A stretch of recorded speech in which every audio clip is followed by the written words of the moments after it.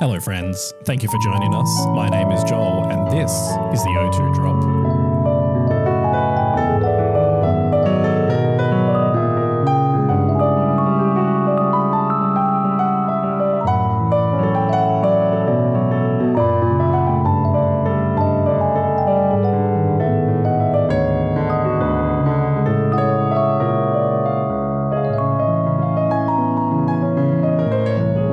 Listening to your favourite made-for-adults Pokemon VGC podcast, coming from Perth, the home of Chris. What's left of it, my fences blew over.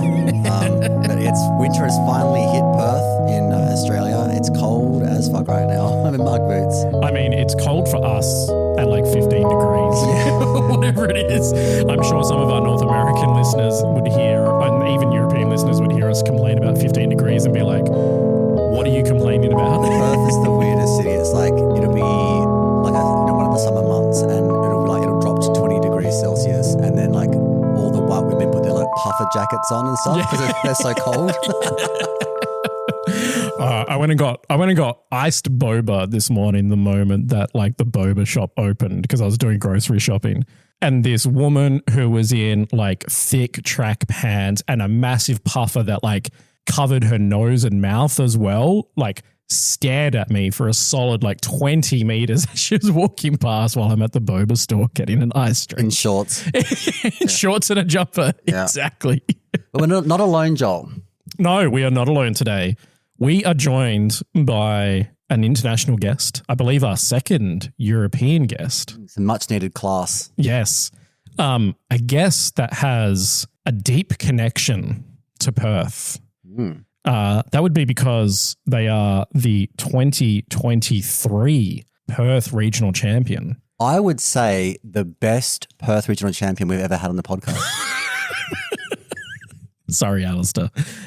We are, of course, joined by Taran Birdee. How are you, Taran? I'm good, thanks. I'm good. It's fun you're talking about winter over there because we're going through a heat wave at the moment in the UK. Can't bear it. So how many what degrees Celsius would you classify as a heat wave in the UK? We're getting up to like constantly like 26, 27, but the hottest was 34 a week ago. I mean, that's pretty hot at that latitude. Well, in Perth, that's like an autumn day in Perth. Or fall for those American listeners. 30. The hottest day we've had in years. Yeah. I was going to say, I watch a streamer who has done Hearthstone previously, but they've converted to Champions, and he was complaining about the heat wave. But he said that it was like still like 20 degrees at midnight in like London, which my understanding is very hot at nighttime for London. That's hotter than the daytimes in London, let alone the nighttime. So, 15 for us, super cold. 34 we'd be chill with, but in London, that'd be taking... Sorry, in the UK, that'd be taking some people out for sure. Yeah. No, it's London. London, I'm from London. Oh, you're from London? Yeah. It's all happening this weekend. We've got a heat wave in London. We've got a storm here in Perth, and there's a shit storm over in Indianapolis right now. There is, and we can get into that. We will. We'll talk about Taran's career first, and then we'll tackle Indy. So for those who want to know our thoughts on the Indianapolis regionals that are happening this weekend, as we're recording right now, I don't even know if day 2 has started yet. I don't think day 2 has started yet. They're 12 hours behind us. Yeah. So we'll give you a recap of the day 1 drama. We will, and there has been a lot on Twitter. Oh yeah, Twitter's been comedy gold. It has. It's been a good weekend. It has been a good weekend for Pokey Twitter. But before we deep dive all of that, Taran, our listeners would love to get to know you a little bit better. So the first thing we'd love to find out is, how did you first get introduced to Pokemon as a franchise? So I think it was actually a bit over 20 years ago now when I got my first Pokemon game, Pokemon Emerald for Christmas. What a great start. And I know, right? The best one. But I never really grew out of it. I loved the game. I must have played it hundreds of times because it kept corrupting and having to restart. So I played it so many times. And I just loved it from the moment I started playing. I think that's always the kind of game of the RPG style game that I like playing in. Well, Pokemon's just the one that's stuck. Yeah. For by far the longest. Love that. I mean, we do say it is it's an adult's game with a children's face. Because let's be honest, when you get into the mechanics of battling, no 6-year-old is dealing with that by themselves. Yeah. So how did that Emerald start nearly 20 years ago convert into VGC? I think, or just in general, like in most areas of life, I am like deeply, deeply competitive in anything. And starting to realize that actually maybe there was Pokemon competition was like a natural progression. I do vividly remember I would play with one of my friends, like school friends, all the time. And it was in black and white at this point, and I was ready to meet him next. I'd trained up all my status level 100, my 2 legendaries. I was ready for him. He comes with this Volcarona, just sweeps me straight away, and I'm like, what's just happened? And he just tells me game mechanics, go on Cerebi and read that page. And that's when I learned about EVs and IVs. And from there, it was, just natural. I played on Smogon for quite a while, actually, before moving into VGC. I think it was the end of 2017 was when I went to my first event, which was the European Internationals that year, just because it was in London. And I was like, I can make a weekend out of it, go home, see my family. And once again, I was just hooked. Nice. I mean, having an IC in the hometown is always nice. Rest in peace, OCIC. How did you go How did you go in your first IC, Taran? So I was playing him and I started 3-0 and I was like, oh, this is great. I was having really intense sets. It was all good fun. And then I play Alberto Lara. And at the time, I had no idea who he was, but he crushed me. And then I was 3-3. And I think I finished 5-4 at the end of the day. I didn't actually check where I placed because I was so exhausted. I just wanted to go home. Like, I'm done. And then I didn't come back for the rest of the weekend. I was so tired. It's fair. It's me after about the 4th round. No, it was a great experience. Yeah. It's so tiring. If you've not done it before, these like long days, starting early as well, it just gets so exhausting. You really have to build up your stamina for this kind of stuff. Yeah, it is very mentally taxing. Well, Taran, yeah. Taran has built up quite the stamina because since then, like, you've had quite the stellar career. Like, for those that haven't followed Taran's VGC career or don't know much about him as a player, he is pretty good. I'm not even going to start listing day 2 finishes because there's too many of them, but just as some highlights: Perth Regional Championship in 2023. Also top 4 EUIC in 2025, top 16 EUIC in 2022, 19th at NAIC in 24, top 8 at NAIC in 2022, 3 other top 8 regional finishes. You were 29th at OCIC in 2023, rest in peace. Where else? 24th at Worlds in 2024, 47th at Worlds in 2023. And I want to say 69th at Worlds 2022. Yes, at 2022, yes. If you're not first, you better be 69. Yeah. Was that deliberate? Just like, gotta rig the resistance. It was a happy coincidence. Let's put it that way. Yeah, love that. I hope I didn't miss any high placements. But I mean, there was also first in Victory Road to Anaheim 2023. First in the World Cup as part of Team UK, and NPA Season 9 first as part of the Snowbell Blizzards. Yeah. So team player as well as individual player. Well, he's very competitive. So I guess you could be competitive in a team environment and in an individual environment. So, yeah. It really came out in that MPA as well. I was so stubborn about that. If anyone lost, I was like, oh, God, I can't be having anyone losing. So I was in everyone's channels every week, playing games, giving them teams. I was all over the Japanese Twitter searching for teams. It was a great time, a really great time. Rolling deep. Have you been like team captain for your team before? No, and I don't think I'd be a good team captain either. I just prefer to someone tell me what to do and I'll do it. I was imagining Taran's like he just benches the whole team and plays every game himself. If only. Well, I mean, the 2023 World Cup, that was UK versus, I've forgotten, but it was a 7-0 victory. In versus Argentina. Argentina, in the final, that's right. Yeah. Yeah. And it's funny, that week could have gone like so wrong as well, because I started first and it was a really close 3-game set. And actually, it turns out that after the game, I checked my Arcanine, like Hisuian Arcanine that I brought in, it had Flash Fire instead of Intimidate, because my someone else on the team had given me a Pokemon and tried to sabotage me. Not purposefully, but they had tried to sabotage me. And I considered bringing it. And if I'd brought it and got the game lost for having the wrong ability, who knows where the week could have gone. It could have been a loss as opposed to just a snowballing 7-0. It could have been the start of your victory. Your villain arc. You could be like, the top villain in VGC right now. It's sabotaged by my own team.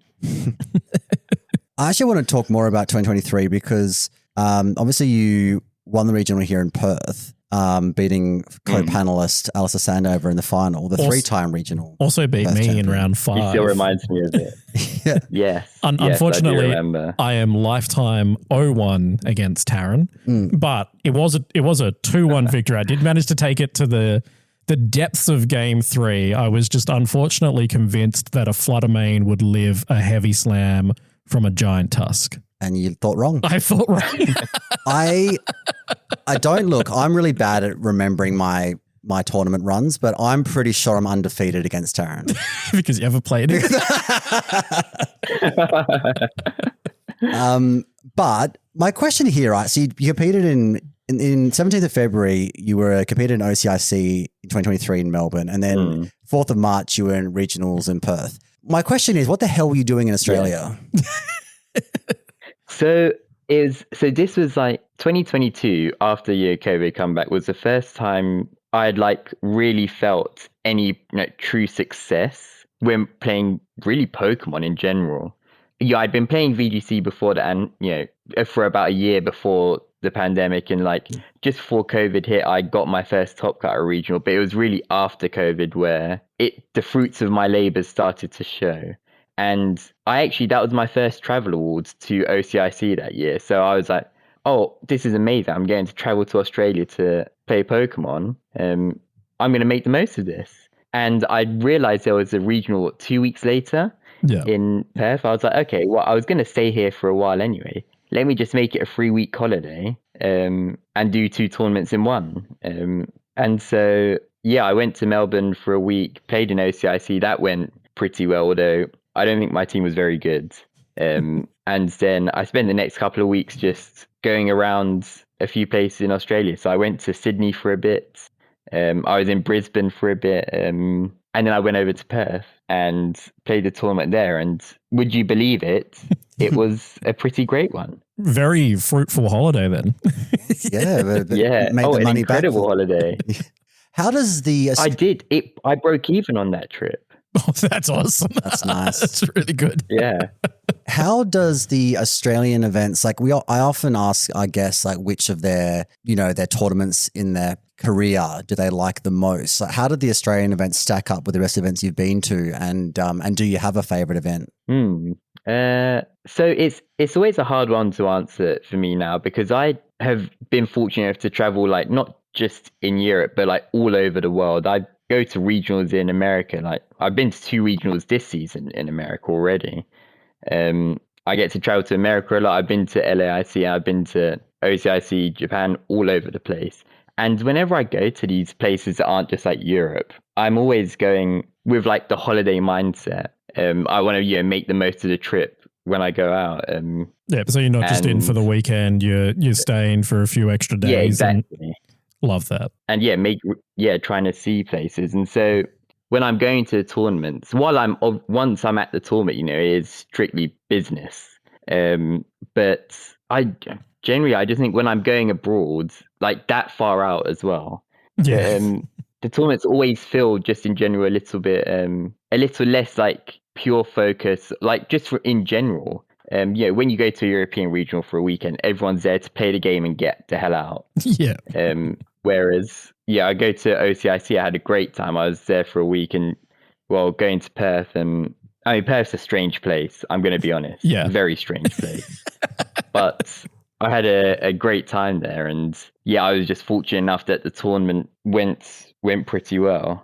And that 2023 season was just before our regionals exploded, because I think it was what, Yes, 103, 104-ish in Perth, but then like the next season we had nearly 200 people in Perth, so It like got big and bigger. Yeah, I got in just at the right time. So was that a non-answer to your favorite event, or you love them all for different reasons? I guess if I had to choose my favorite events, it would probably be the EUIC 2025. top four Just in because London. it was, yes, yeah. I was obviously in London at the time, but for all of the other London events I'd been to, I'd stayed at home. This is the first time I actually stayed in an Airbnb close to the venue with the friends that I was staying with. And my superstition had been telling me I need to like get out of my own bed for this event and not because that's not getting me into the mindset. And it worked clearly. But I just remember thinking that every game was so intense. And like when I was up on that stage and I like won the top 8 match, genuinely, I don't know if I felt anything ever like it before. Like that wave of relief, like actually having done it, having got a trophy, got my Worlds invite, although I was already pretty comfortable at that point, but like really securing it. I could not believe it. So I'd probably give it to that one. But the Perth Regional and I guess the whole Australia trip is not far behind. Oh, like, I mean, if you're going to travel to Australia, you may as well go and see some of the best areas that we have to offer. yeah, like the convention Exactly. centre. Literally the other side of the world. Yeah. Well, look, I unfortunately, because I go to most events as a judge, I'm in on the Friday, out on the Monday. Like I don't get to see cities too much. So, I've been to Sydney and Melbourne plenty of times, but have I seen much of those cities? Not really. just 2 different convention centers in each city. Yeah. So I understand the desire to get out and see some things because I would love some extra time in some of these cities sometimes. One thing that really sticks out to me, Taran, about your 2023 run is I don't know, like, I'm old. Going back to 2023, I don't know what dates the regulations changed, but you did regional in Liverpool, then you did OCIC, and then regional in Perth, and then there was regional in, I want to say Malmo, or that's LAIC, yeah. But like in that January to May kind of time frame, your teams have like zero, like they're all completely different teams. You went from like OCIC was like Goldengo, Roaring Moon, Palafin, Pelipper, Iron Hands, Brute Bonnet, right? 2 weeks later in Perth, you locked up with Dragonite, Fluttermane, Iron Bundle, Torkoal, Great Tusk, Mousehold. And you compare that to Taran, your like 2022 season and your 2025 season. I noticed 2022, you pretty much use use Swordfish, Amoonguss, Wims all season. Zapdos was in most of your teams.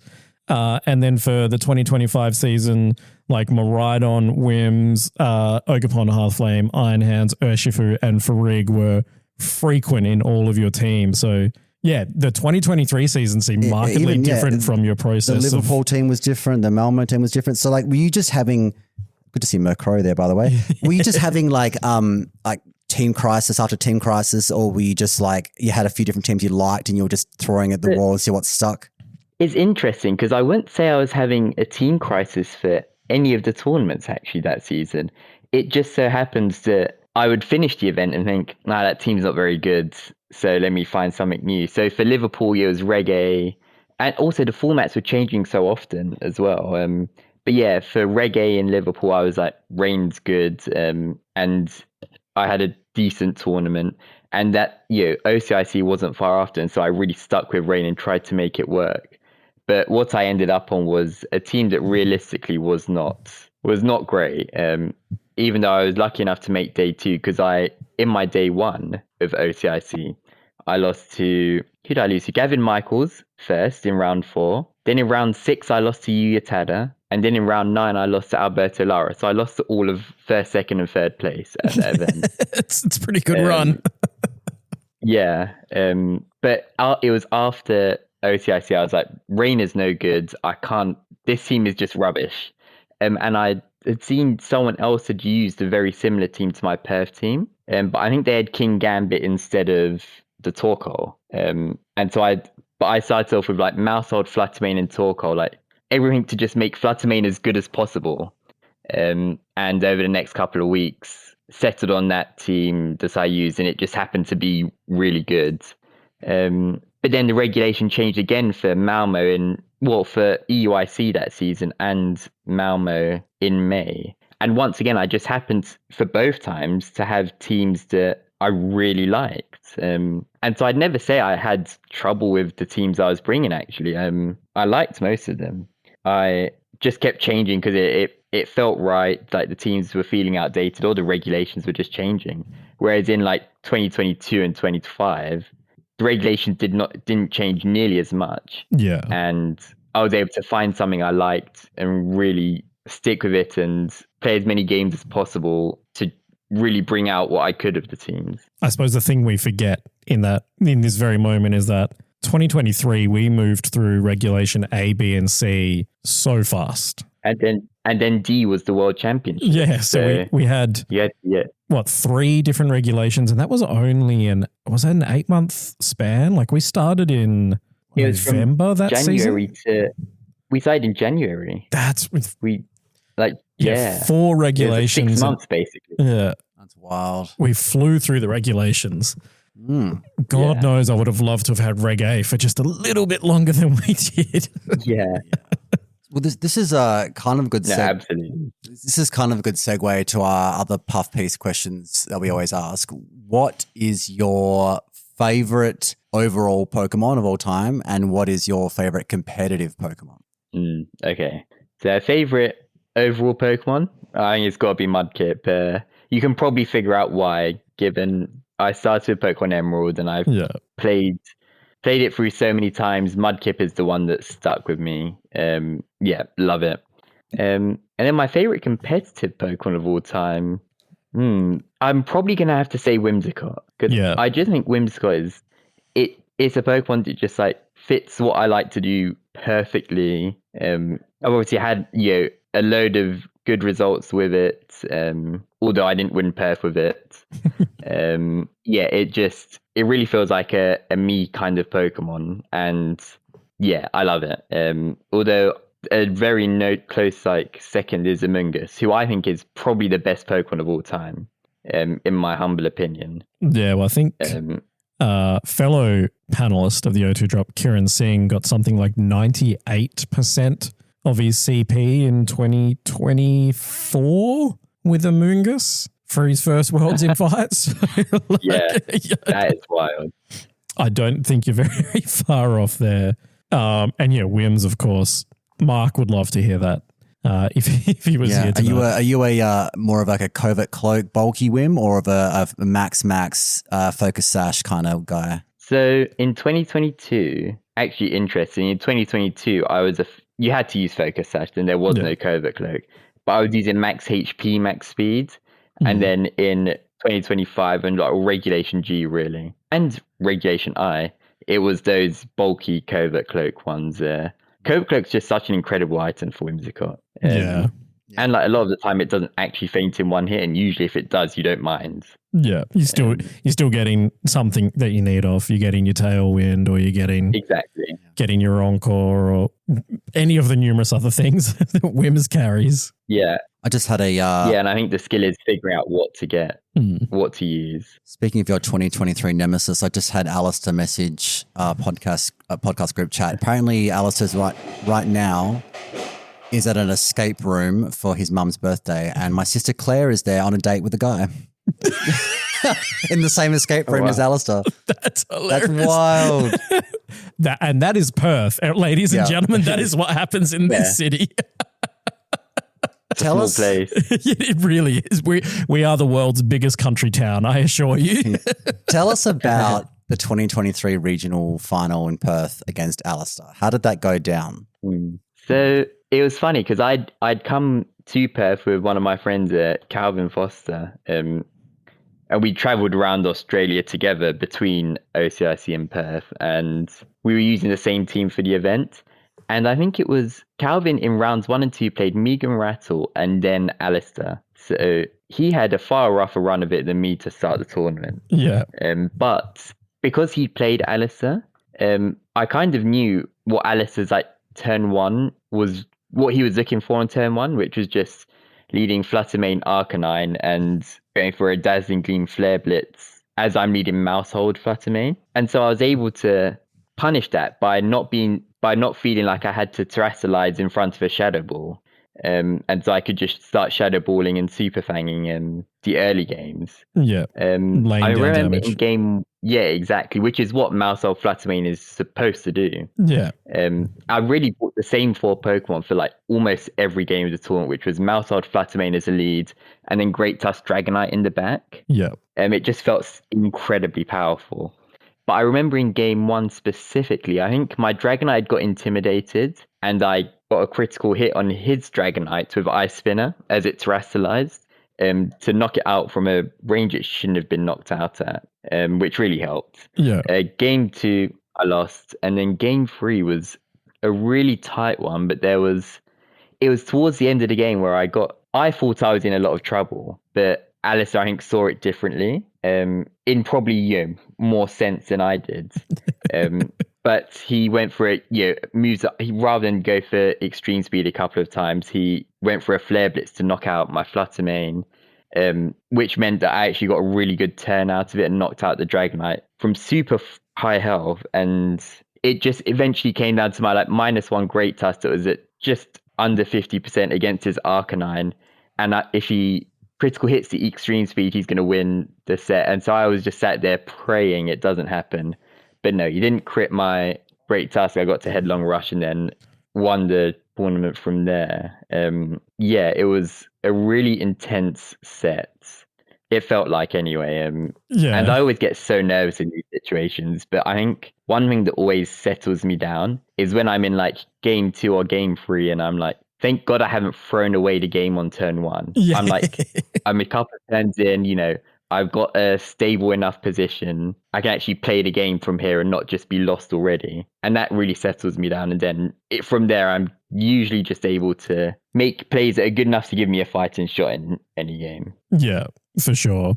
I mean, what I do remember about Reg B, and having played you at Perth, there were a lot of like just really deep games in that tournament. I think I was around watching a lot of top 8 and top 4 as well. And it seemed just like a lot of games. Of course, we were kind of, what was it? It was like the Palance or FAP core or whatever people called it. So it was a very balancy format. And you definitely could get turn 1 wrong and throw it away. But there also seemed to be a lot of outs, in that regulation.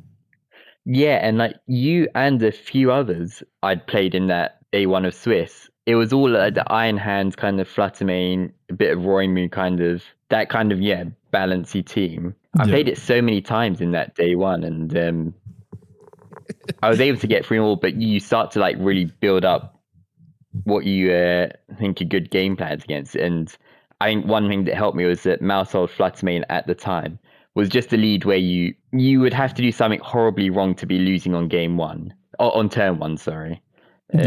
Just because the Fluttermane had so much like support next to it from the Mouseholds that, in the worst case, you just bring in another attacker if the Fluttermane goes down, or you just get to redirect whatever attack away and your Fluttermane keeps going. Yeah. Because you were using that's how it holds me up. You were using like a Friend Guard Super Fang Mousehold in that tournament, weren't you? Yeah. With like follow me it was on faster than my call. Fluttermane. Mine had Taunt. Yeah. I never figured out what the best move was, but I just went to stop Trick Room. It turns out I saw the one loss I had that Taunt was to hard Trick Room, so wasn't super helpful. You tried though. I tried. And with great success, of course. Yeah. So looking at your current season, 2026, I did a quick little check. 27th in the Europe region currently with 1,045 CP. There's 12 people in Europe that automatically have their invite from winning or top 4ing. So 92nd place in Europe. Currently at 746 points. You're 300 points clear. Today is the last day that anyone can get locals points because we don't have any points events in June and there's only 3 events left. One of which is going on currently, Indianapolis. We have Turin and NAIC. How are you feeling? I mean, the idea that you could fall 70 places in 3 events is quite foreign, and I don't think many Europeans have traveled. Yeah, it's not going to happen. Indy.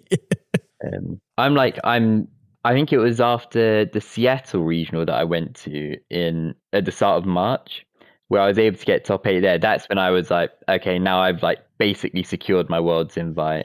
I feel like this season's been, I don't know how to feel about it because the top 8 in Seattle has been my best result of the season. Yeah. So you've got your top 8 in Seattle and top 32 Birmingham and Prague.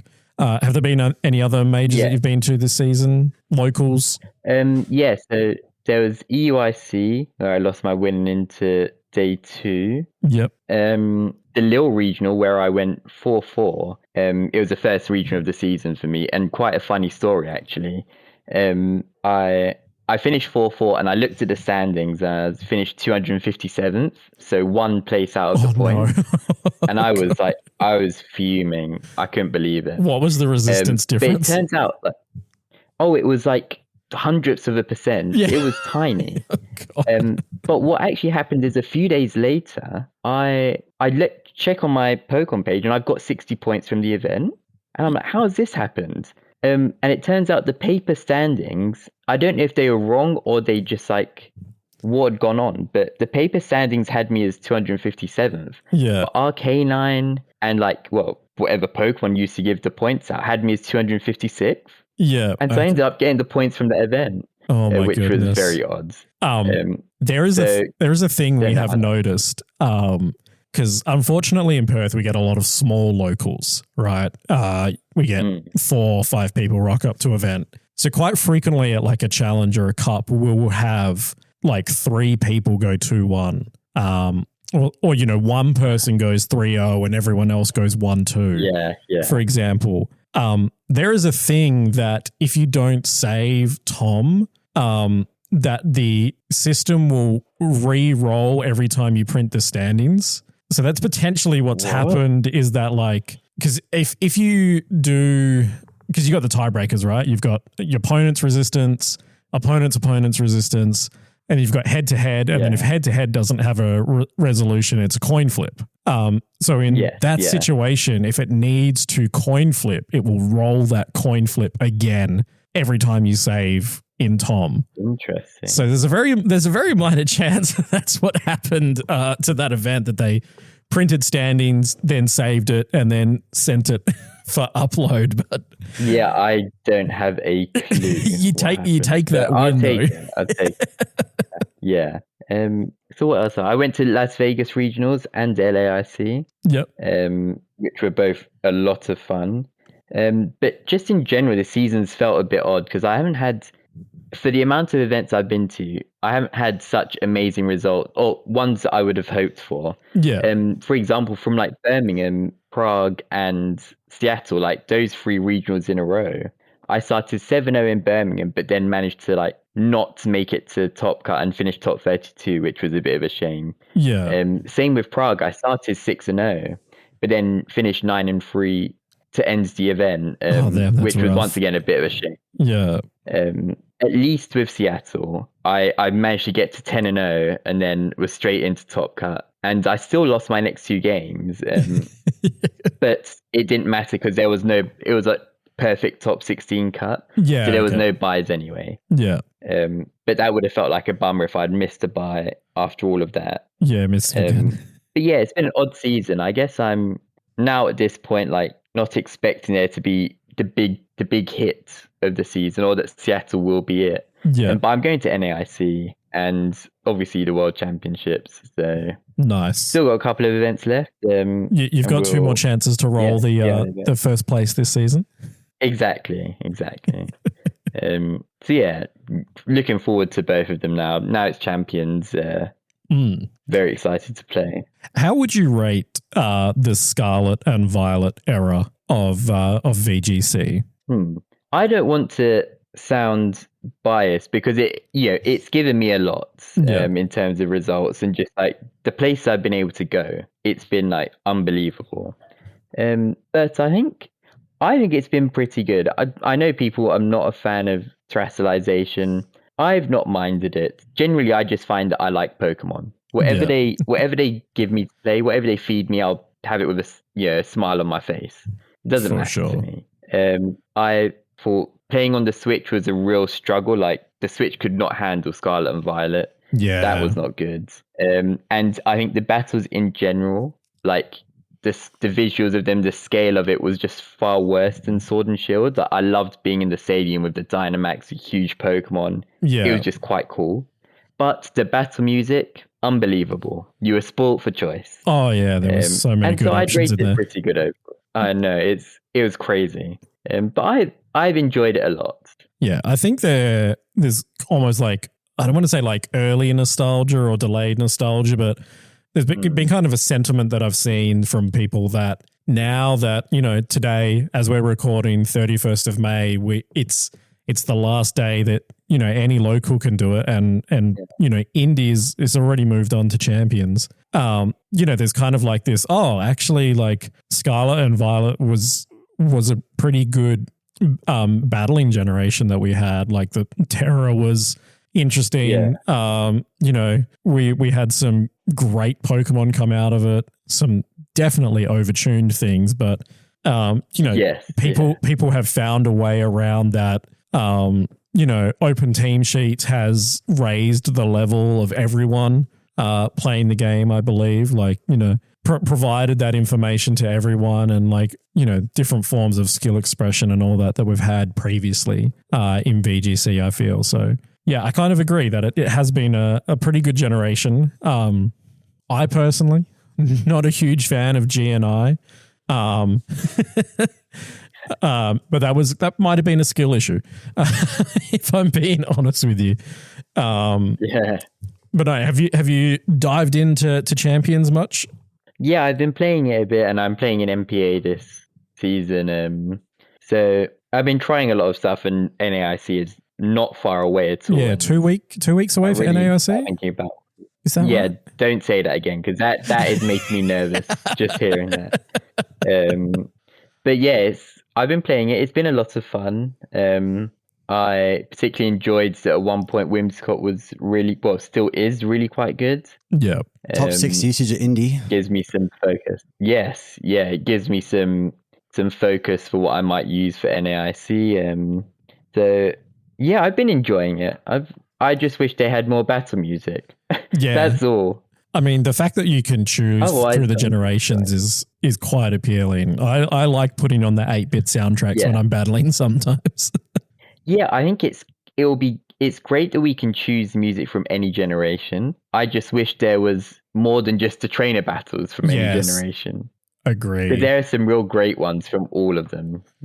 I'm very excited by the prospect that just anything can enter. Like, I would love Sinnoh Legend Battle music to come into the game, because yes, that's like a core memory for me. I would love to be battling to that. Yeah, honestly, it's a bit of a shame. The moment they release AI Professor on Pokemon Champions, it's over for me anyway. I'm not choosing anything else. I think that might be the best music I've heard ever in a Pokemon game. You know what? It's been so long. I need to go back and listen to it. I've listened, but I do remember getting into that final battle of Scavvy and being like, oh. Yeah, exactly. Have you done any like title hunting or anything like that in Champions, or not something that you particularly focus on?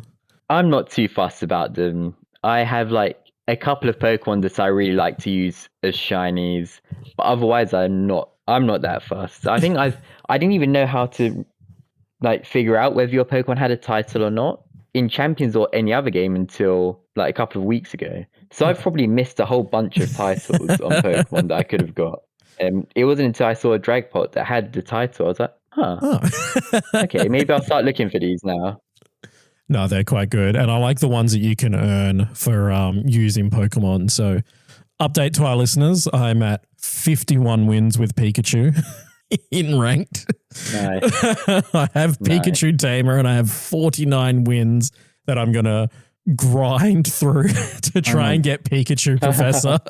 So, okay, for context, Taran, Joel's second favorite Pokemon is Pikachu. It's really sad. Yeah, I'm a Pikachu stan, unfortunately.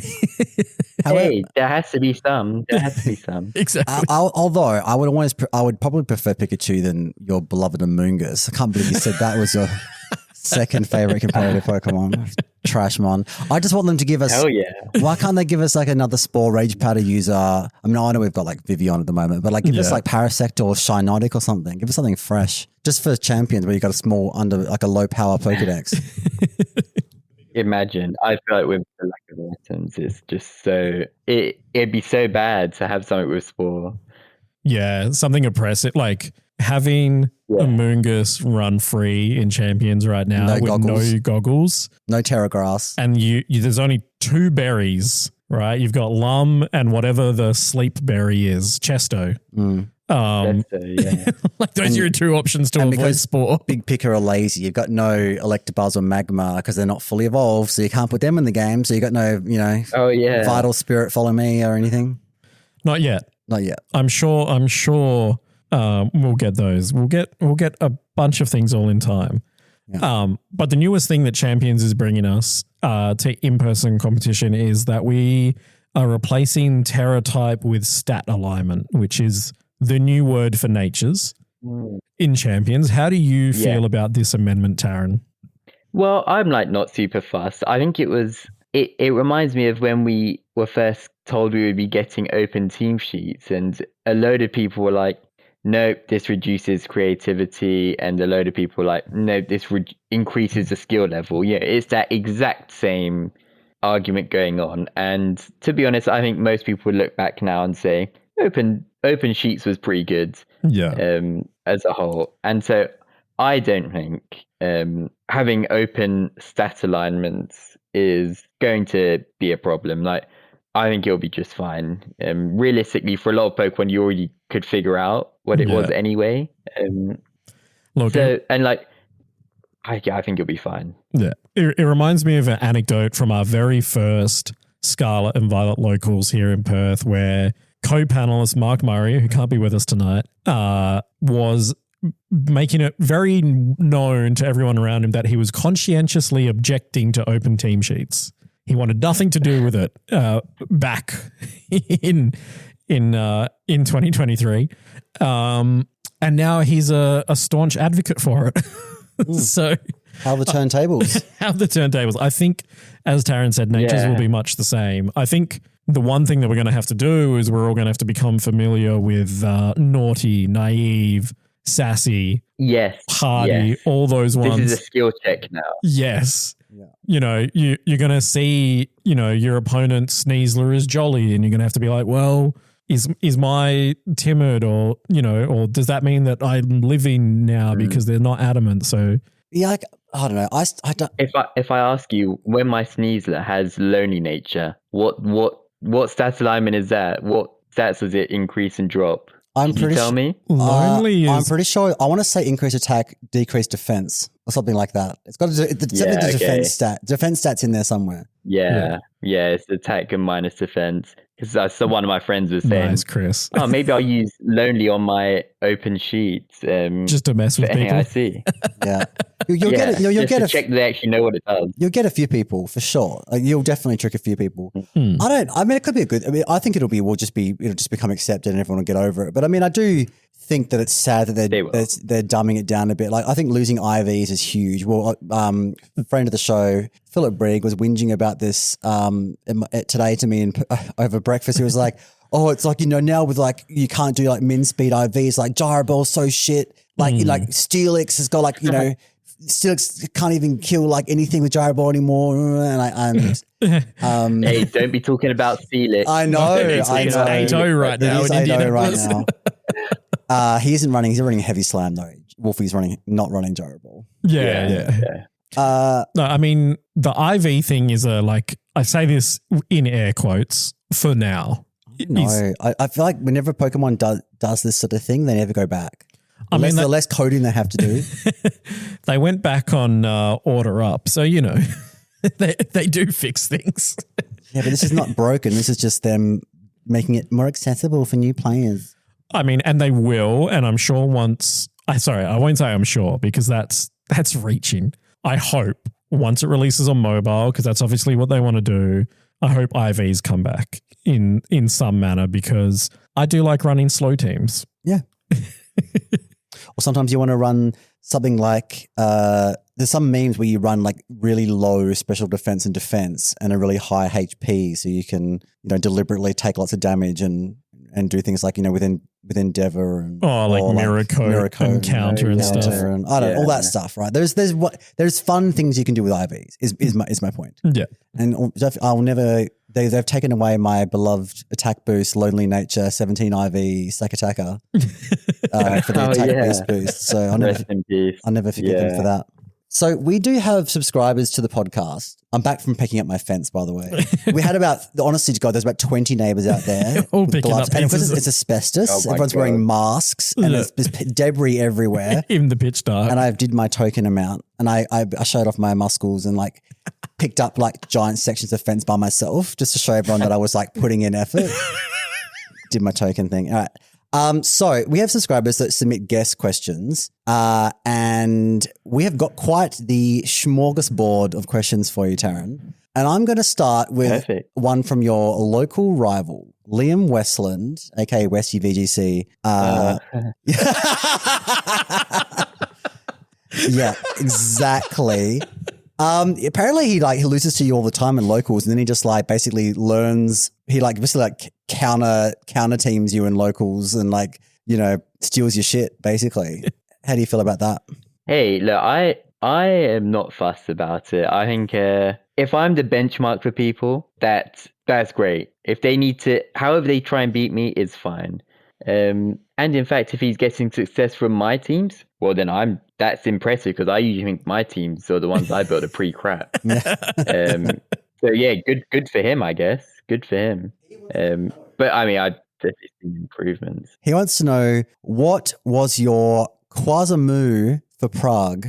Quasamoo for Prague? I don't know the reference. At Prague, basically at Prague, I played against the Rayquaza. Quaza matchup. I lost to it. Oh, fucking hell. Yeah. Liam with your words. fucking Zoomer language. What's your Rayquaza matchup for Prague? I lost.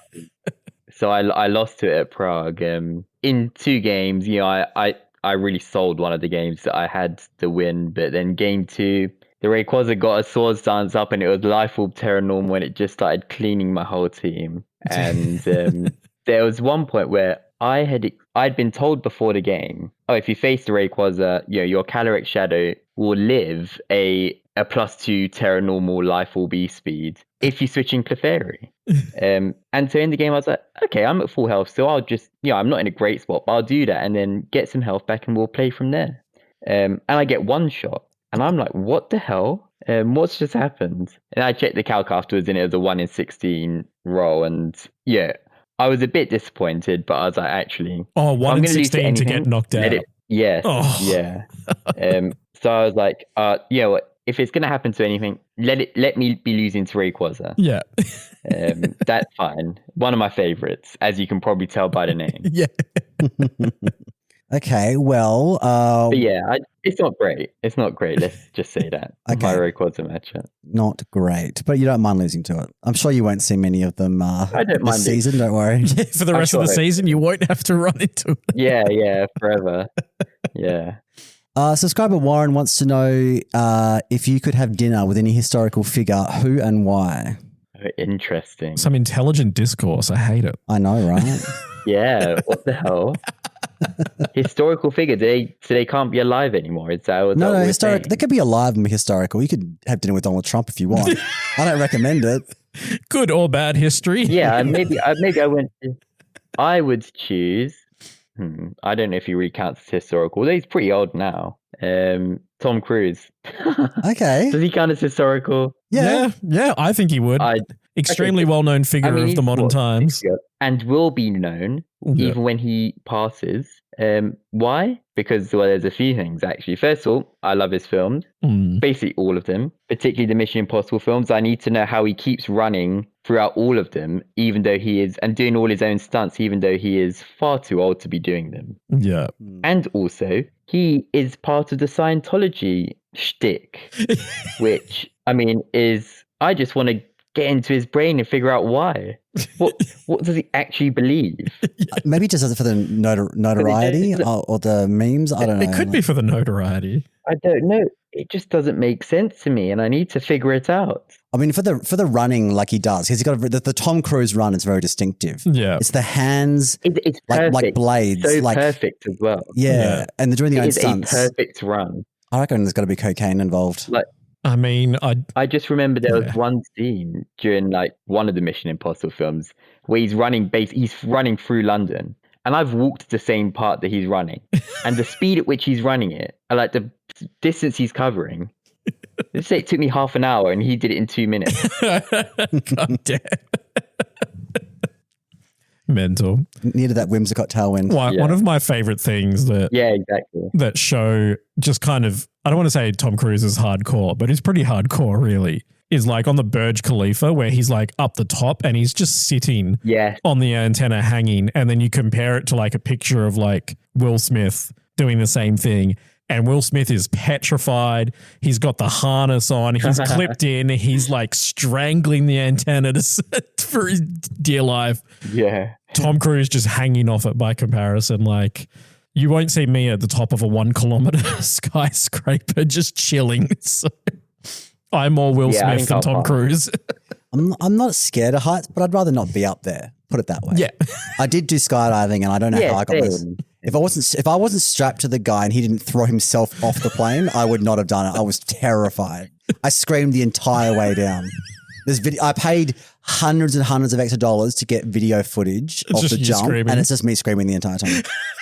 And all I can remember from it is, one, it was fucking cold because it was above the mountains in New Zealand and it was snowing, and two, I kept looking to think, right, if the parachute fails now, could I survive this height? And I was looking for trees to grab onto on the way down. I reckon I could land in that tree, and I reckon I could survive. It was terrifying. How many subscribers to get that up on the YouTube? We'll see. Subscriber goal, me screaming. Okay, look, all right. If you're listening and you want to see a video of me jumping out of a plane, let us know. Seattle John would like to know if you could add one new ability to Pokemon, what would the ability do, and what Pokemon would you give it to? Okay. Interesting. What's your favorite ability that what's that page? Stupid Pokemon amendments or whatever. Oh, yeah, patch notes. Oh, yes. Great Twitter content. What's your favorite one of those, effectively? I'd choose something that sets Tailwind upon switching. Just once per game, but it does it instantly when it switches in. Give it to Pidgeot or something. It's meant to travel at the speed of sound. Something like Bramblin and Bramblegast feel like that would be very... They already got Wind Rider though. They'd be good for them, but they'd also be good abusers of it. So you could have them in, and they could get their wind power boost as you switch in your Tailwind setter. Well, that's setting Tailwind as it comes in. It gets a +1 attack and a Tailwind boost straight away. Who would I give it to though? I don't know. Maybe I'll give it to Togekiss. Yeah, I'd give it to Togekiss actually, because Togekiss is one of my favorite Pokemon as well. Overall. All right. So the Togekiss. So it's got Serene Grace. It's got what's the other two abilities? Super Luck. And Hustle. Maybe get rid of Hustle. Swap Hustle for a... Oh, yeah. We can just give it 3 degenerate abilities. That's fine. Yeah. Why not? It's already got 2. What's the third one? I feel like that ability sounds actually quite balanced. Giving it the Intrepid Sword treatment. So 1 activation per game. I don't think it would break the game. I don't think it would break the game. Yeah, I think, and because you could lead it as well and have the instant Tailwind from turn 1. You don't have to set it. You get 2 attacks off. Yeah, that'd be cool. So out of all the megas in MA, I guess I'm going to extend this to megas in in the game. Yeah. Well, megas you're familiar with anyway. Well, I feel like all the megas are. Oh, sorry. In MA, there's only a handful. Sorry, I misheard you. I thought you said Which one ZA. would you like? Which one would you change or remove, and why? I would change Mega Absol. Well, I'd change it to make it better. I'd give it some new ability. I don't know what. I would want it to be better. Just set Tailwind on entry. Change one for like. Yeah, that would be kind of nice, actually. Don't know where you got that idea from. But if I had to choose one to remove or like get rid of and swap it for something else, what would I choose? Oh, probably something rubbish like maybe Crabominable or something. Oh, yeah, what a waste of space. Change for Mega Metagross. Get Metagross in here. Yeah, I'm with you. I mean, the fact that Metagross is not in has provided some wonderful memes. You know, Metagross shopping, Metagross in the countryside. Yeah. It's so good. This is a very serious question because we feel we're a bit underappreciated and unloved over here in Oceania. We have 12 world's places, and that didn't go up. I think every other region went up apart from us. Yeah. So with Oceania not only 12, 20. With Oceania only having 20 world's places, does a limited number of invites make worlds a better or worse event, or would the CP bar be better? And how would you change the world's qualification system to ensure the best players are getting invites without it feeling bloated? What a question. So I think the CP bar has now outlived its usefulness because of the way that events have like skyrocketed in attendance. Yeah. I think it was really good back in 2023 and prior to that because we had, small enough tournaments, the actual points on offer wasn't massive and there weren't as many events as well and there weren't as many people attending that actually a reasonable CP bar felt like a good thing and you weren't having too big of a world championships. The 2024 Worlds was like 700-800 players. Like that's the size of it. Wow. Like that's a huge number of people to turn up. And like you could tell the convention center was not big enough to like, hold all of those people. And that's only for the VGC. Forget about the trading card game. They had like well over 1,000 people. Yeah, it's crazy. And I think at that point it's too far. I think, I'm not sure like where the right balance is between like having a skillful worlds and having like, having people qualify reasonably. But I think the kind of top X amount of people per region is probably a good thing. It's what Japan's been doing for however many years. They've only had their top 50 people qualify. Yeah. Now their qualification system is actually brutal. Yes. I think we in the rest of the world has struck a pretty good balance between like needing points to get into the top X spots. Although, yes, I think Australia probably for the level of players they have doesn't really have enough spots maybe. But also you have far fewer events. It just means that traveling abroad is like far more important for your qualification. Yeah, 100%. In Oceania. But yeah, I don't know what the right balance is. But I do think having a top X amount of people is a good thing. It caps like the world's size. Yeah. And I think 300-400 players qualifying for the World Championship sounds like probably what I would call a reasonably sized world. Yeah, I can't remember exactly, but it was about that last year. I think last year there were 450 spots for VG, and I think just under 400 attended, if I'm not wrong.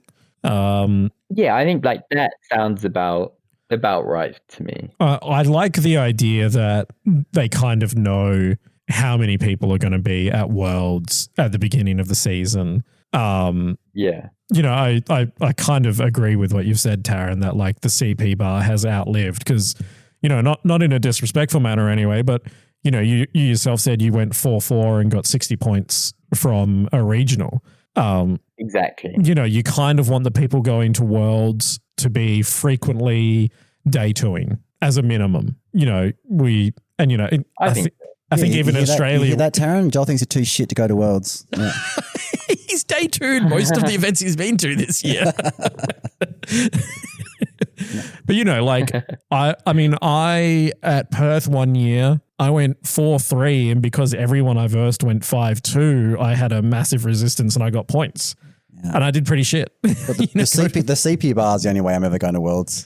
But, I squandered my opportunities. Yeah, in the way back when. Yeah, because I have a job. I want to advocate publicly for Oceania getting more places in the 2027 season. If they don't give it to us for VG, please support the TCG community. We hit 1,000 players at Melbourne, the biggest event that Australia has ever had. Yeah. There was like 1,040 TCG. We had just under 300 VG, and that's just Masters. That's not including the juniors and seniors. Yeah. And then we hit cap for all the categories. All the categories hit cap, yeah. Like including Go. So please, Big Pika, Oceania is doing things. Give us just a few more spots. Right, next question. Skittles would like to know what's your average score in golf? In golf? Oh, God. Have you played golf, Taran? Okay. I've not played much golf, but I have a answer for my average score in golf. And I'm going to say it's a birdie. But Bang. There it is. I forgot I had a soundboard for a moment. All right, I got a question for you. I asked this for Liam when we had him on the podcast a couple of months back. Is it scone or scone? And what is your jam of choice? I say scone. Yeah, I say scone, but it reads like scone. Yeah. But I say scone. Yep. And my jam of choice, I'd say raspberry. A raspberry jam. Liam said apricot. I quite like a marmalade, but they don't go on. I think marmalade doesn't go on scones very well. So yeah, I'd say agree. raspberry. I agree with that. Because you got to have whipped cream, and I feel like marmalade and whipped cream is weird. Yeah. I don't want to be a simpleton, but a strawberry. Yeah, you are a simpleton. Strawberry jam and dollop cream, it's just perfect, really. You're basic. I am a basic bitch, but it's so good. So many other better options. My God. Okay, so many questions. You're very popular in the Discord. All right. We're kind of Chestnuts would like to know which Pokemon do you think would help fix Regulation MA. Is your answer Metagross, or is there something else you think that would be like good for the meta? I don't know if it would fix Regulation MA, but I want it. I would say Togekiss. Nice. I think just having like a great redirection, good Dazzling Gleam, it's good with Floet. It doesn't really help the Floet issue, nor does it help the Charizard issue. It doesn't really help any issue. I just kind of want it. You just want it there. With its Tailwind ability, yeah. I think, with its Tailwind ability. It can't be anything with Sleep. Maybe Rillaboom. No, Rillaboom would be too good. No. Yeah, it'd be very good. As an isolated bring. I think it just needs to be something that's like something that beats Floet a bit. No, actually, Floet's not even a problem. Yeah. I don't know. Something that beats Charizard a bit better. Floet has kind of fallen down the usage, I think. It's like down into top 20 now, where it like started MA quite. It's because it struggles against Charizard. We already have Aerodactyl for Charizard. I think that's doing a pretty good job. Yeah. What would fix it? I don't even know if it's really broken. No, I think it's quite a good... Safety goggles. Safety goggles. Something that stops sleep, actually. Something like, I'd love Crobat just for like, threatens, you could just do some stuff with like, inner focus with Taunt and it's got Tailwind and it's a poison type for Floet and I don't know. Yeah. I think just more items would fix it. Yeah.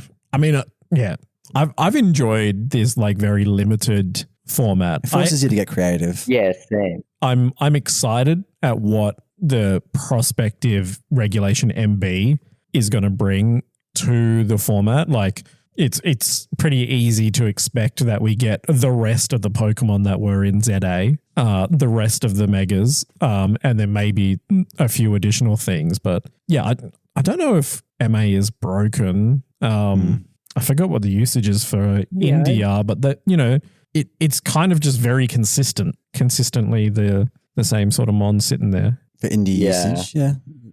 I think they've just included a lot of really good Pokemon, a small set of really good Pokemon to start with, which is what might be causing people's issues.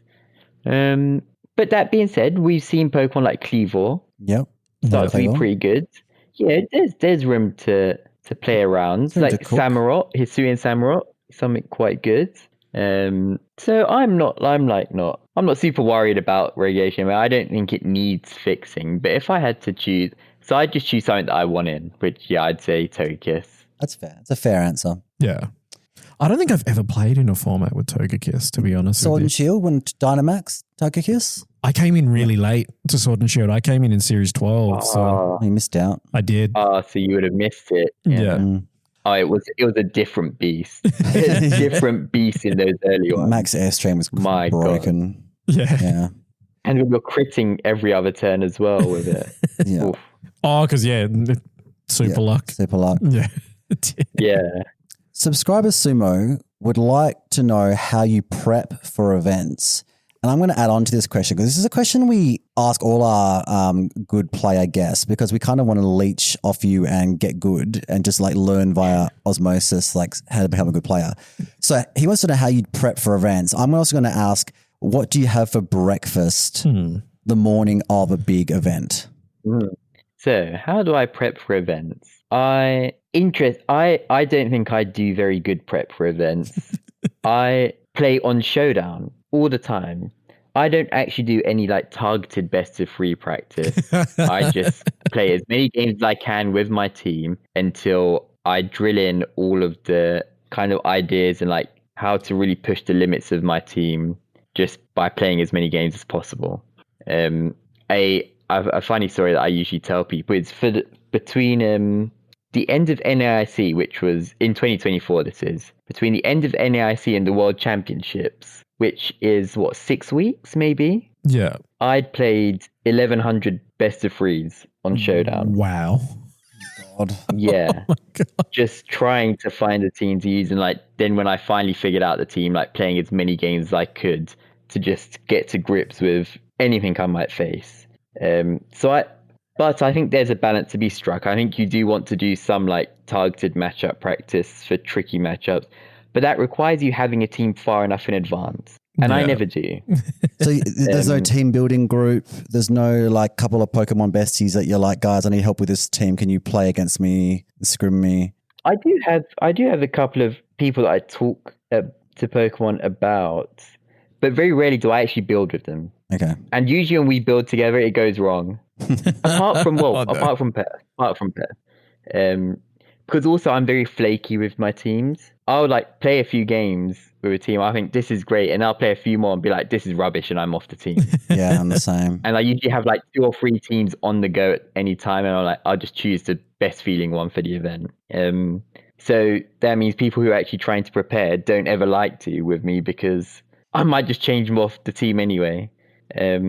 So I usually work on my own. Okay. And the breakfast question? I just play a lot of games. And the breakfast question, it is usually some kind of pastry, be it a croissant from the shop or like something that's very carby and sweet and that I can eat 3 or 4 of. And then throughout the day, the one thing I always say is that I just drink a lot of water. And then I eat like very small amounts during the day just to stop the hunger. Yeah. That's all. Like I won't have a big lunch during the day. I will just keep eating very small, like even if it's cereal bars throughout the day, just something whenever I start to feel hungry. But yes, drinking lots of water is the key for me because I also don't drink coffee or energy drinks in general. Right, tea. So whatever sleep I get is all of no, I don't drink tea either, shockingly. Alcohol? Yes, I drink alcohol. What's your drink of choice? Hot drinks. Hot drinks is my issue. Oh, that's the temperature. My drink of choice. The temperature. It's the heat of it that I don't like. Fair enough. So hot chocolates as well, not a fan. My drink of choice. Someone else asked me this the other day. I would have to go with a gin and tonic. Ooh, nice. Because it's so wide ranging. You can just you can do so much with it, and it tastes pretty good. And it gets you drunk if you have enough. So it's perfect. Are you like a Hendrix drinker, or like what's your gin of choice? Gordon's is a pretty classic one. I have in the UK. Gordon's is like, I don't know if Bombay it's Sapphire. Bombay Sapphire I like, but I don't know if it's the same over there in the UK. But Gordon's is like the cheap, nasty shit that you drink when you're young and poor. But if you're like, an adult, you get like nicer gin. Is that not the same over there? Is Gordon's like nice over there? No. Gordon's is like the classic. I wouldn't call it cheap, but it's like it is basically that kind, like the Smirnoff, for example. Yes, exactly. Of gin. It's like I don't have enough of an acquired taste to tell the difference most of the time. Oh my God, we need to. Okay, well, you know what? We need to fix that. If I'm ever in London at an event, we're doing a gin tasting night. We're going to fix this. Yeah. So, but the breakfast question is very interesting because most guests we've had on, and I've asked this question probably a dozen other players, have said either they eat nothing, they're like too nervous and they feel sick and they don't want anything and they're just like, they don't need anything. They just have like maybe an energy drink or a bit of water and that's it all day, or like a snack bar, but no breakfast. Or the other extreme is eggs. Yeah. Everyone says eggs, like of varying types of eggs. You're the first person to say sweet pastry for their breakfast, regional breakfast of choice. I think those people that eat nothing are absolutely insane. Like, I cannot wrap my head around it. You're there for so long of the day that you must start starving by like lunchtime, let alone play another 5 rounds. I think they're just fueled on adrenaline and then they have a massive dinner. That seems to be that can't be healthy. Oh, no, but playing Pokemon's not healthy, so, Hey, it is so healthy for me. It is my exercise. Get all that competitiveness that's out. What I call it. When I play on Showdown. Yeah, when I play on Showdown, that's my exercise for the week. Okay, so no sport. Yeah. Clearly not golf. I play table tennis a bit. Tennis. Definitely not golf. I play table tennis a bit, and I walk a lot. Yeah. Which I don't know if I call exercise, but I move. Let's put it that way. Yeah. You're doing eggs as well. I guess eggs make sense. Yeah, protein. You can have it lots of different ways. Easy to eat. Eggs are the true superfood. I eat a lot of eggs. I have a lot of breakfast for dinner type meals, so I'm eating eggs for dinner. But yeah, walking. I need to do more walking. Maybe I'll just go recreate some Tom Cruise scenes and like Taran does, and just compare the Tom Cruise time to my walking time. Just go for a 2-minute sprint. Yeah. Yeah. Taran, this is a question we've been asking a lot of our guests over the years, and it's such a niche question. What is your favorite song on the My Chemical Romance album, The Black Parade? How interesting. I can't say I've listened to many songs on that album, but I have listened to Black Parade. Nice. Welcome to, and that's probably what I'd say. Because it's one of the few I've listened to. Yeah. But actually, one of my friends, it's their favorite. It's their favorite band, and I imagine one of their favorite albums. And I have to ask them what their favorite is. But yeah, that's what I'd say mine is, just because I've not listened to many. That's fair. Sorry, it started as a bit and it's become part of our identity now. I know, it's like, I honestly could only, before we started this podcast, I could only tell you that Welcome to the Black Parade was the only song I knew on that Teenagers. album. No, I didn't even know Teenagers. Oh, you didn't know that? I've now learned other songs on the album because of this question. Oh, wow. And a lot of our guests weren't even born when this album came out. So it is quite a problematic question. That's wild. Yeah. That's not right. Yeah. Who did we speak to? It was like Westy. Westy had never. And was it Marcus? It came out Dion? before he did. He was born. Is that right? Was Marcus Dion? Well, I think Liam would have been like 3 years old when it came out. Yeah, this is a very old album now. Yeah. Crazy stuff. It's 20 years old. Yeah. Yeah. Well, you thought that question was problematic. Our next question, you don't have to answer this, but because there was so many people that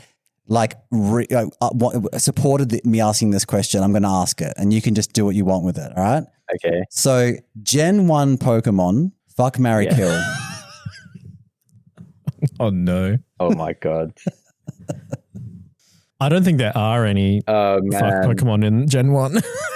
Respectfully. It's an awkward gen to pick too. Like there's not that many humanoid. They're also basic as well. Yeah. What would I choose? There's nothing as eloquent as Meowscarada or Lopunny, Cinderace. Mewtwo? Yeah. I choose Mewtwo. Okay, I'm assuming that there was fuck, marry, kill. So Mewtwo's the fuck. You got to marry one, you got to kill one. It's gonna have to be. I respect that choice, Taran.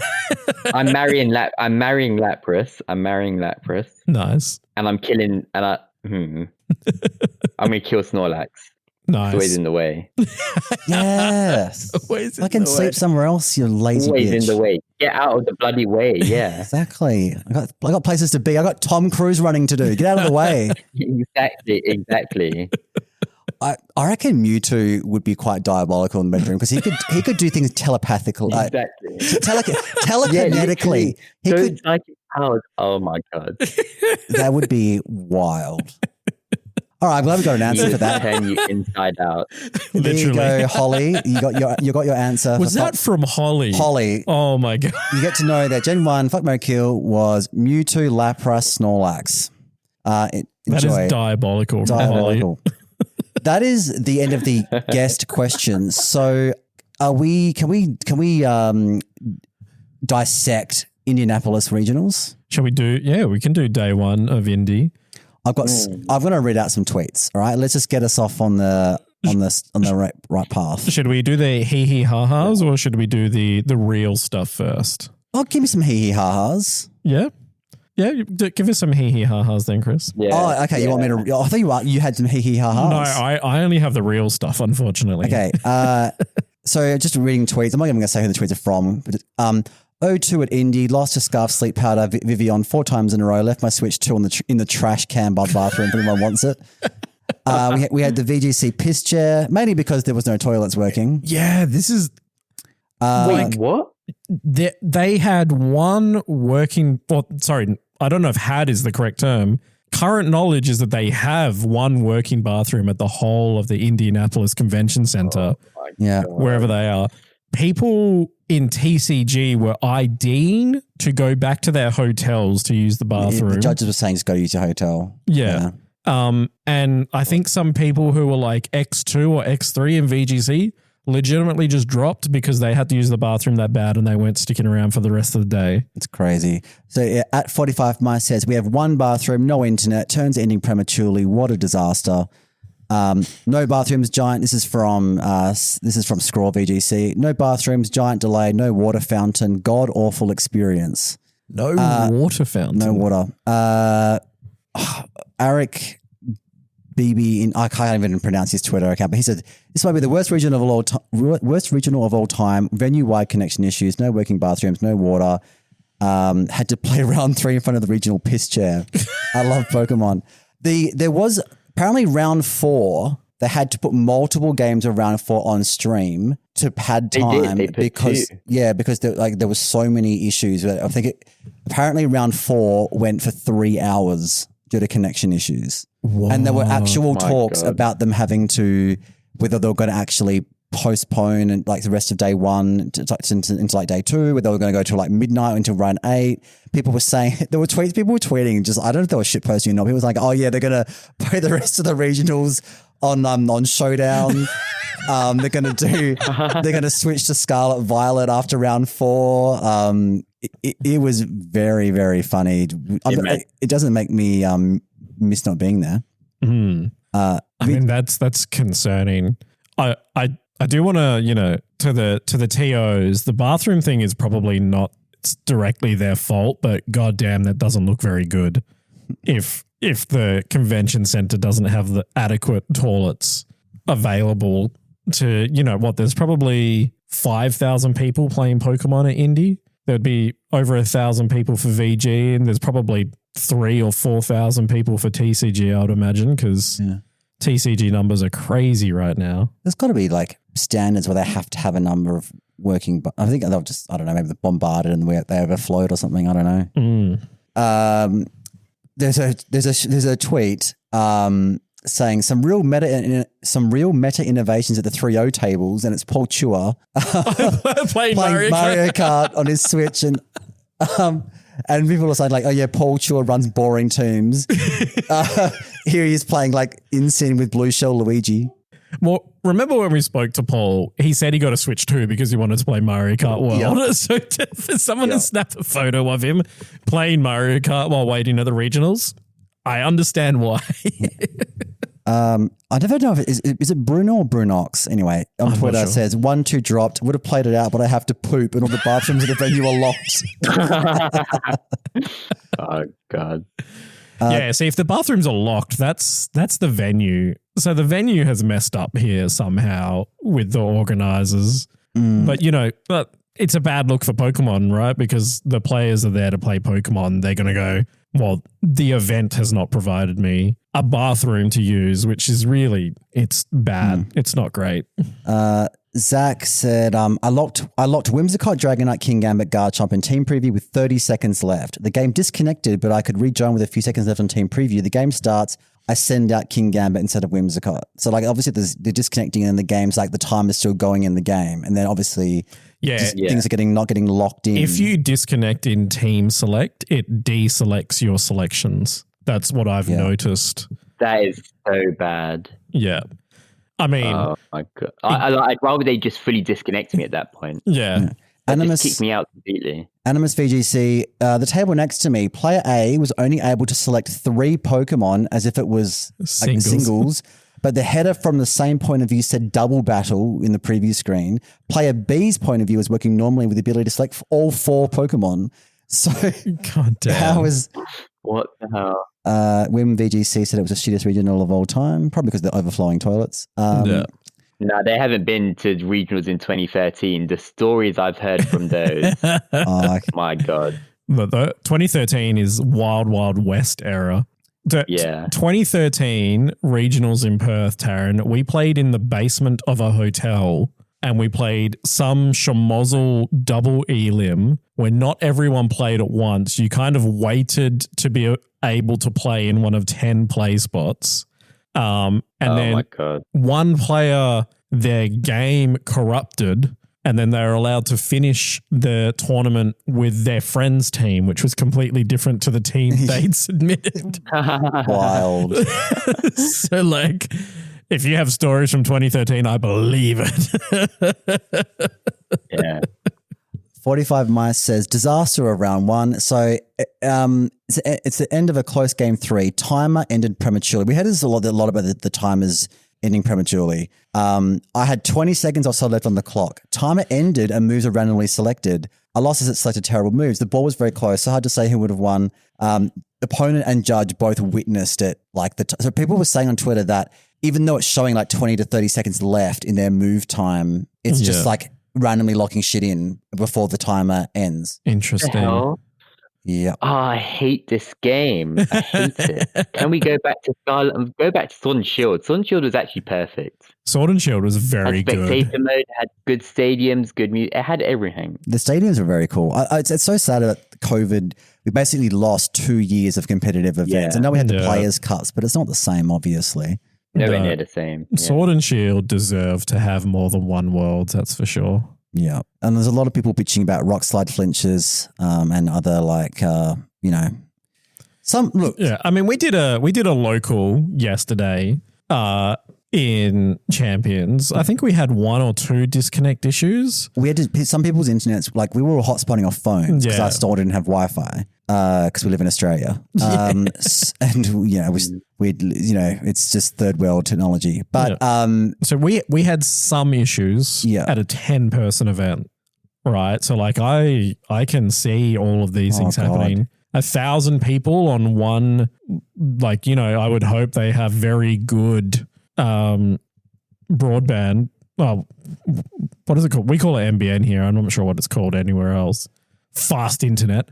I don't know. It's the game kind of does need to have like an offline mode. You need to be able to check in. Like maybe I recall live competitions. Yeah, in the Sword and Shield era when we did regionals and stuff, didn't you connected to a judge switch and it locked your team for the event? Yeah. We need that, and in that's Champions. what happened in Sun and Moon as well and stuff. Yeah. Yeah. Well, I mean, a judge switch. Remember that regional where they used the judge switches and they hadn't got the terror, and they hadn't paid far enough in the game to get a terror. I mean, come on. This is meant to be like a professional esport. It's embarrassing. Well, that's what Champions is trying to move it towards. But yeah, we kind of need that offline mode for Champions, I think. Yep. And that's kind of what Indie is showing. I'm sure we're going to have issues in Turin and NAIC as well. Yeah. Who was not having actually in Turin a couple of years ago. They had I think it was 2023 or 2024. They had a a blackout in the venue, That's complete right. blackout. And so for like 3-4 hours, they just couldn't play. So imagine something else happen. I can very much imagine there are going to be huge issues in Turin in a week's time. True. Imagine the lights all going out and like there's be so many piss chairs because no one could catch you doing it. Yeah. It's gonna be flooded. I think that's a North American thing. Oh, is it? Yeah. Okay. The piss chairs. I think the Europeans are a bit more civilized. Tell you who wasn't having they're this. all TCG players at the end of the day. Yeah. True. Good call. There were 4 people that weren't having any issues in Indianapolis, and that was the 4 people that went 8-0 on day one. We've mentioned Wolf Glick with his Mega Steelix. We also had Lawsey, Evan Scott, and Paul Chua, all 8-0. I don't know what Paul's Mario Kart record was like at day one, but Well, every picture I've seen, he was in first. So I'd say pretty good. Pretty good. Yeah. I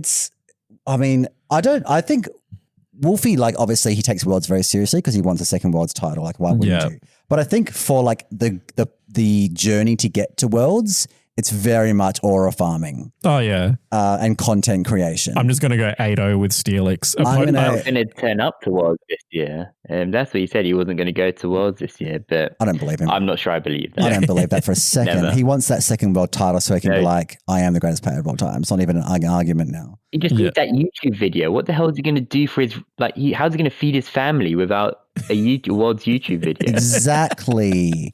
You know, Taran, he's blocked me on Twitter. So if you ever, I started a campaign. I wanted, when we lost OCIC, I really wanted to build up the Oceania scene again and like get some recognition in the world stage. So I was like campaigning to get big players to come, like you did, big players to come down to Down Under and participate in our events. Obviously, they'd all stomp us since free CP, but like at least it would put us on the map.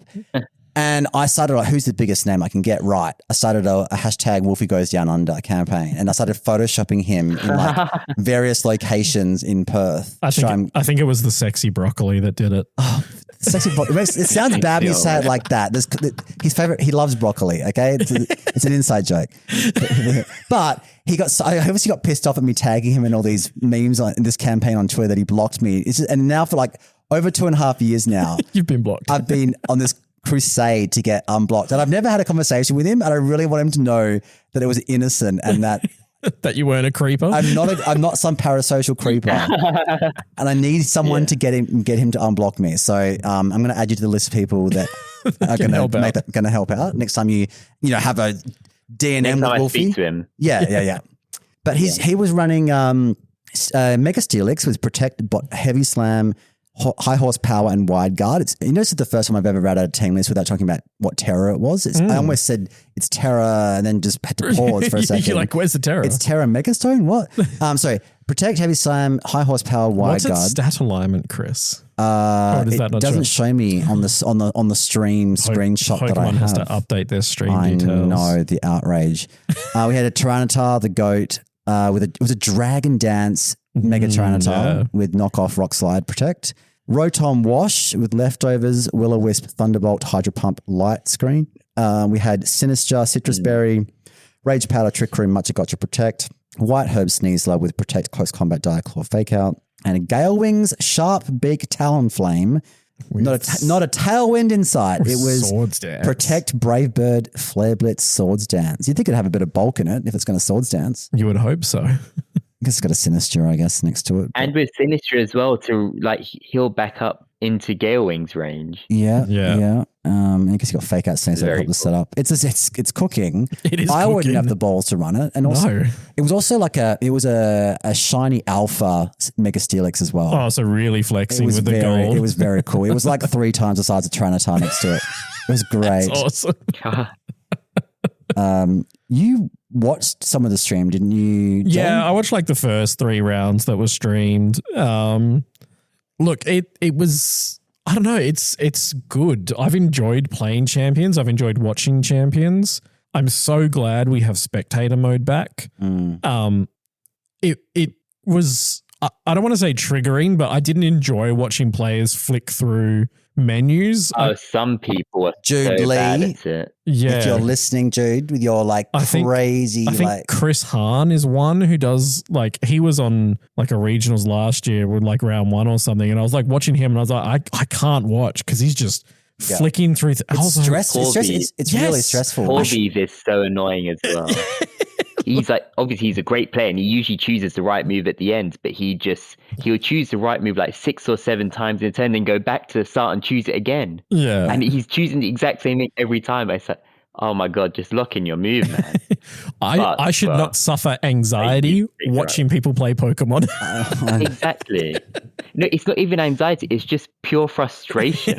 It gets me angry seeing this. And now we don't have to worry about it. Exactly. Yes, yeah. Now that we have a spectator mode again, I don't know. I really like spectator mode. It's great. I will say I enjoy watching the get battles because the attack animations are very good. They've improved animations. Yes. And I like the fact that now, finally, if I do, I don't know, Earthquake against, and one of the opposing Pokemon's flying or levitate or something and not affected by Earthquake, it doesn't react to the Earthquake. It doesn't flinch and go, oh, I've been hit by an Earthquake. Yeah. Fuck, that was annoying. Or if a Pokemon clicks Protect, they don't have to react to the attack, you know? Like, thank God. But one thing I don't like, I still think the models, these Brilliant Diamond, Shining Pearl, kind of like cartoonish models are a step backwards. I know I'm blaming Ilka for this. I mean, some of them are very good, but some of them definitely feel lacking.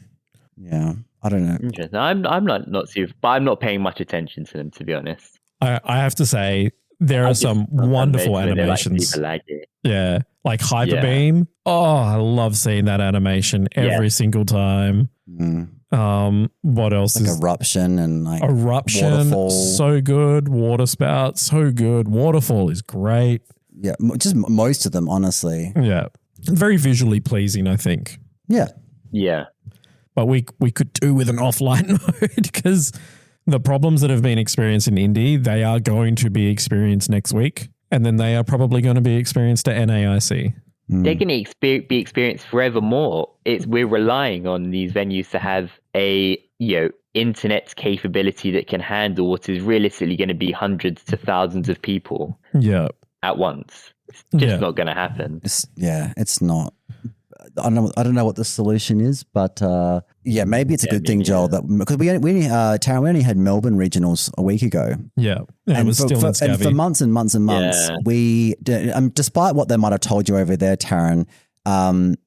Utrecht wasn't the last Scarlet Violet event. I don't know what Pokemon propaganda. Don't worry, I love Oceania. I always respect it. Thank you. And we respect you too. Except for Alistair, he might have a grudge. Yeah. He is a celebrated Perth champion after all. Yes. The best Perth champion, some would say. part of the city for the rest of forever. Yeah. But we had connection issues on Scarlet Violet, for our Melbourne regional, 90% of the tournament was offline local connect with like a passcode. Yeah. Oh God. I remember when that was in Perth 23 as well. And we were spending like half an hour trying to connect to each other. Yeah. Yeah. It hasn't really improved that much. I mean, God. I did most of my battles offline, not going through the LAN that I can remember. So yeah, I mean, that kind of is I don't want to say the worst part about Scavvy, but it kind of is. Like the connectivity early on was definitely lacking. We'll get a gauge of if the Champions is better or worse after the next few events, but from what's been said on Twitter, it definitely seems like it has been a little bit exhausting. Yes. Taran, when you're playing a regionals, it's a quick question back to your prep. Do you do note taking during the game or between rounds or anything? No, I don't. I find that it actually takes away from my concentration on the battle itself. And I usually just think if there's something that's important enough for me to write down, I'll remember it. Yeah. I used to be a note taker, and I found out as I was writing down what my opponent was leading and what they were terroring and what move they clicked or whatever, I was missing what was actually happening in the turn. And I was like, fuck, which Pokemon went first? Which move did they click?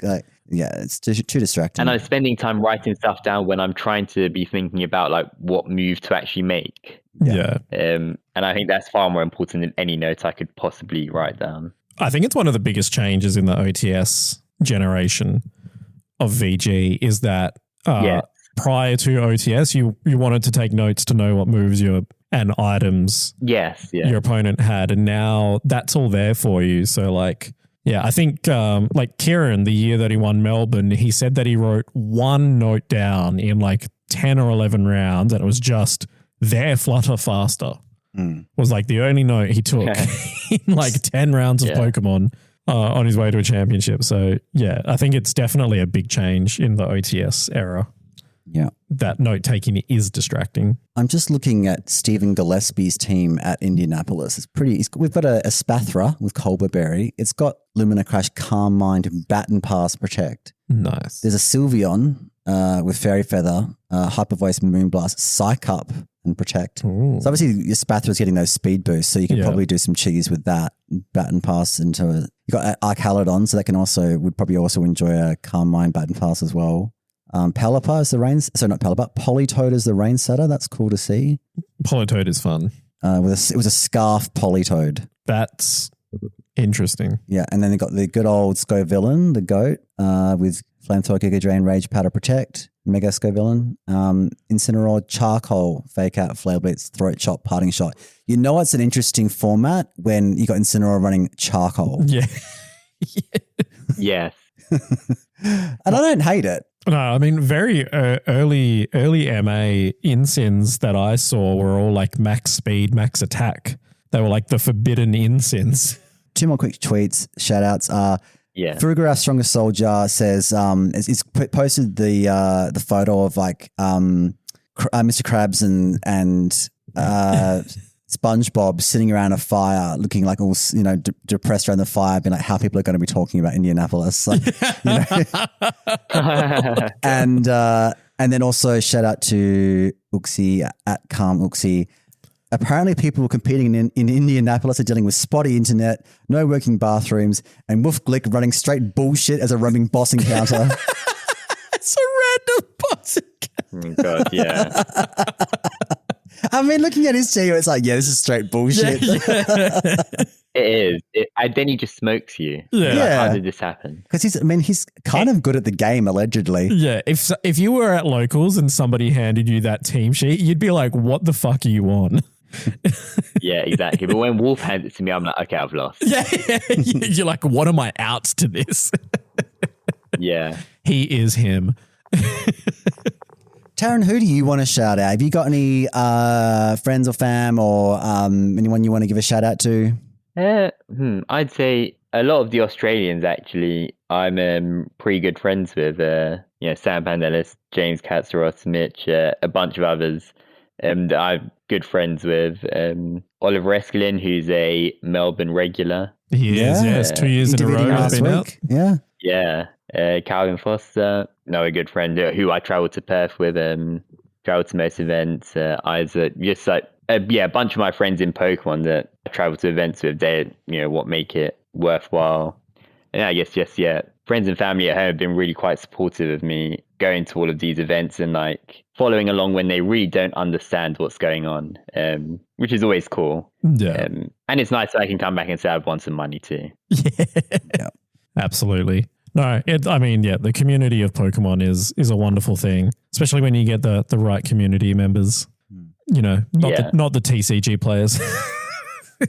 Yeah, exactly. Respectfully. Darren, what is your like... No respect.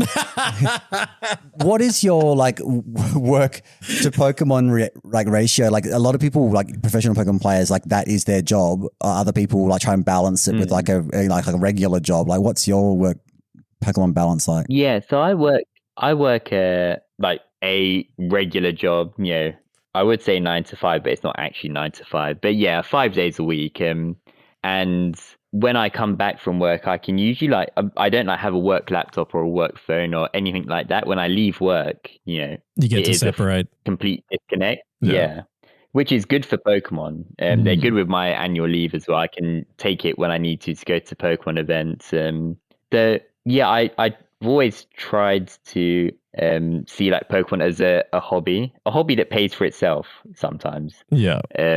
Like but I would never want it to feel like a full-time job. And I've always said to myself, if there's somewhere I like don't want to go or just like can't be bothered to, I just won't go. For Pokemon, that is. But I think that's just through the nature of me having been, lucky enough to go all over the world and like not have to worry about work or anything when I'm there. But I can really focus on the trip and the Pokemon itself. That's really cool. And if people want to find you, Taran, and if they want to like follow your legendary Pokemon career or, or follow you on socials, whatever, like how will they find you? If you want them to find you. If you want them to find you. I'm on Twitter at Oroquas. I think usually I keep it private, but if I know someone, I'll follow them or whatever. But yeah, that's pretty much it. I'm not really on any other social medias. Nice. Mainly just at events. We'll see you all over the world. Well, yeah, if you ever come back to an Australian event, either due. It's been 3 years. Yeah. I'll shout you a sweet pastry for breakfast. No, you need to sweet me a good gin.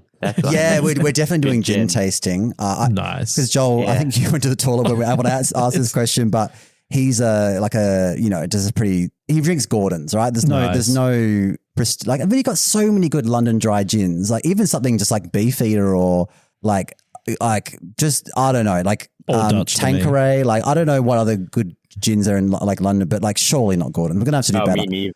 I'll take you to a gin bar and we'll do like it'll be a whole thing. It does sound pretty good, actually. Yeah.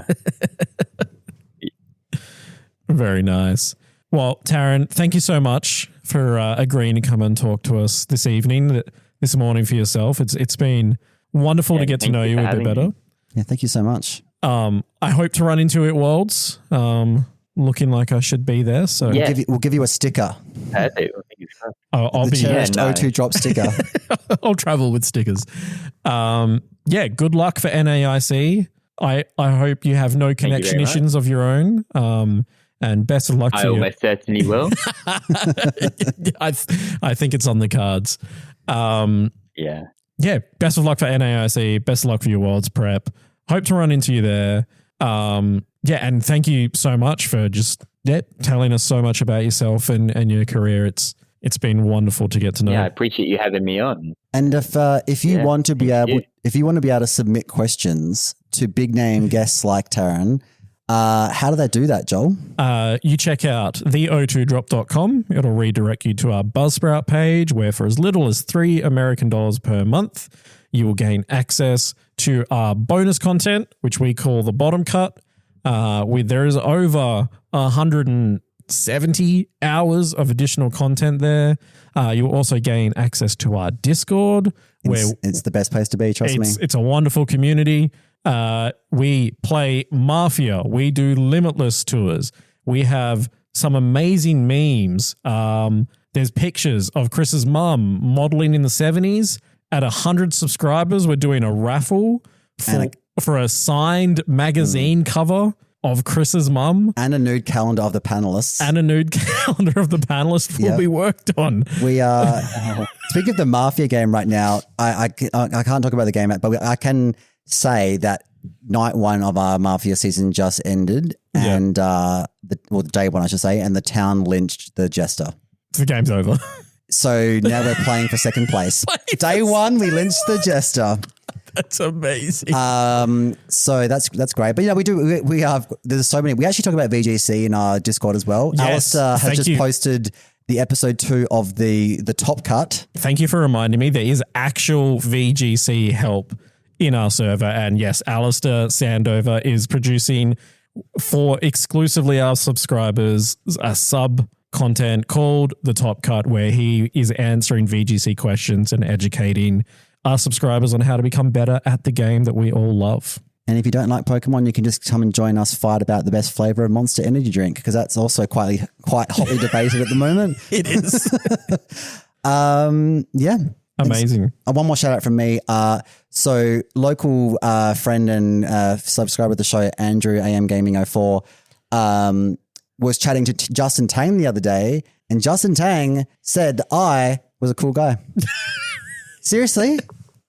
That is the secondhand information we've been given. Yes. So Justin, I am part of the Tang gang. It's official. And he thinks I'm a cool guy. Love it. Well, thank you to our listeners. Thank you again to Taran. Thank you, Chris, for letting me come to your house. And sorry if our listeners heard the fence crash. My house is in shambles.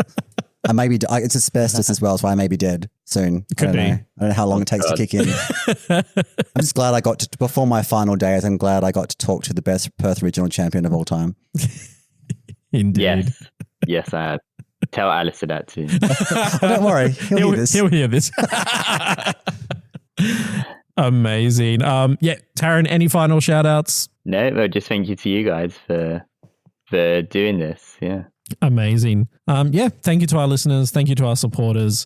We'll be back next week with more where we'll talk about Indy in more depth, and we'll see how Taran went.